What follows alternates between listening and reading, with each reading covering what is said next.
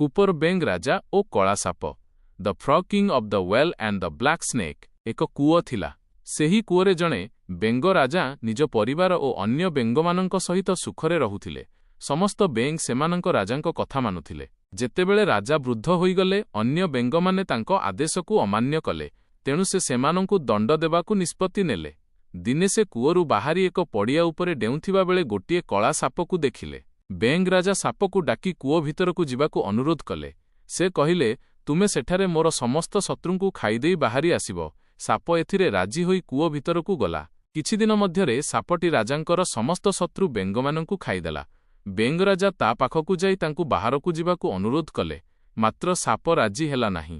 ସେ ଦେଖିଲା ଯେ ଏଠାରେ ତାକୁ ବିନା ପରିଶ୍ରମରେ ଖାଦ୍ୟ ମିଳୁଛି, ତେଣୁ ସେ ନିଷ୍ପତ୍ତି ନେଲା ଯେ ସେ ପ୍ରତିଦିନ ରାଜାଙ୍କ ପରିବାରରୁ ଗୋଟିଏ ଲେଖାଏଁ ବେଙ୍ଗ ଖାଇବ। ଏହିପରି ପ୍ରଥମେ ରାଜାଙ୍କ ପୁଅ ଓ ପରେ ରାଣୀଙ୍କ ପାଳି ଆସିଲା। କୂଅରେ ବେଙ୍ଗ ରାଜାଙ୍କ ବ୍ୟତୀତ ଆଉ କେହି ନଥିଲେ। ଶେଷରେ ସେହି ଦିନ ଆସିଲା ଯେତେବେଳେ କଳା ସାପ ଦ୍ୱାରା ବେଙ୍ଗ ରାଜା ନିଜେ ମରିଗଲେ।